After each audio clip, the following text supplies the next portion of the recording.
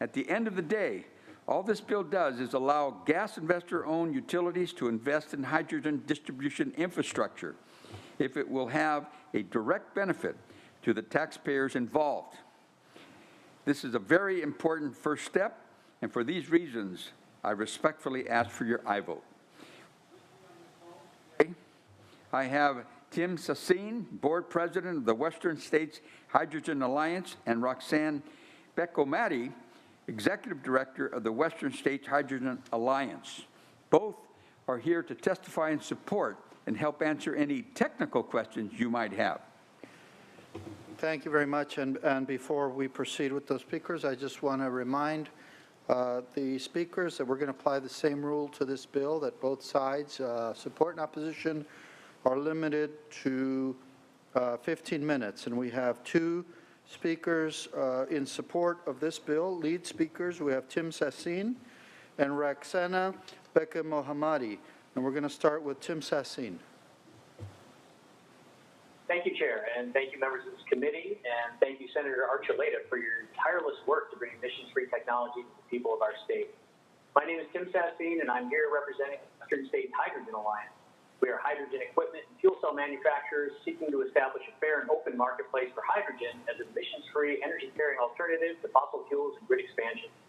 Transportation was identified early by California agencies as a major contributor to GHG emissions. Based on the initial success of passenger car EVs, the investor-owned utilities through the CPUC sought to accelerate decarbonization of medium and heavy-duty fleets by using ratepayer funds to build infrastructure to charge trucks, buses, and other vehicles they anticipated and users implemented. These are the very applications that hydrogen has shown its superiority in serving, as is being shown dramatically in California's innovative clean transit rollout.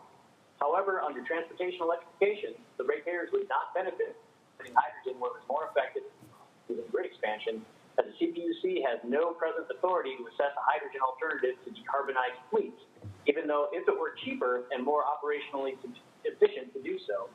Instead, transportation electrification assumes all transportation must be electrified, that all electrified loads must be served by the grid, and that ratepayers must pay the IOUs to build and own this infrastructure. The success of hydrogen as a carbon-free carrier makes these assumptions obsolete. Ratepayers deserve to have alternatives assessed where they can decrease costs and make systems like public transit, freight transit, transport more efficient, more reliable, and less costly while becoming emissions-free. SB 662 attempts to create some measure of balance by allowing investment in hydrogen distribution rather than grid build-out, where it is more cost-effective for ratepayers and end users. I therefore urge this committee to support SB 662 and keep California's transportation system open to modern, distributed, competitive alternatives, limiting it to a century-old centralized power system that runs our grid. Thank you for your attention to this important issue. Thank you. We'll bring it now to the committee.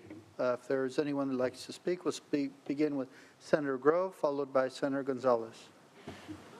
Thank you, Mr. Chair. I just have one question.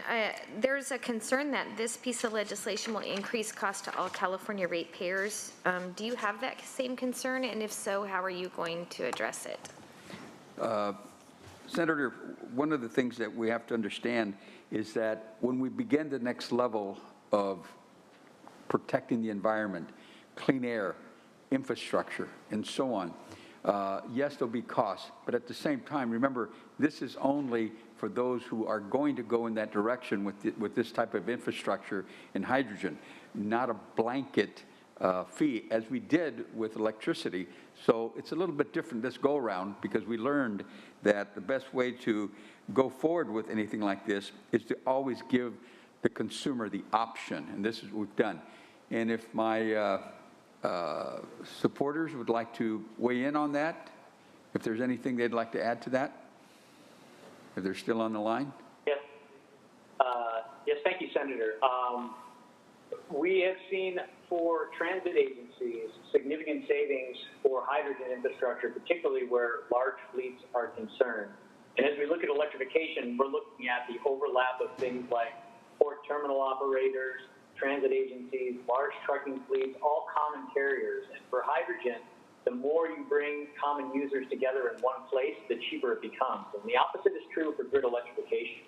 And as Senator Archuleta says, this is the option to assess both alternatives and choose the option that's going to be more effective and more cost-effective for ratepayers. So giving this optionality can only decrease the cost of going to zero carbon, zero emissions. Thank you, sir.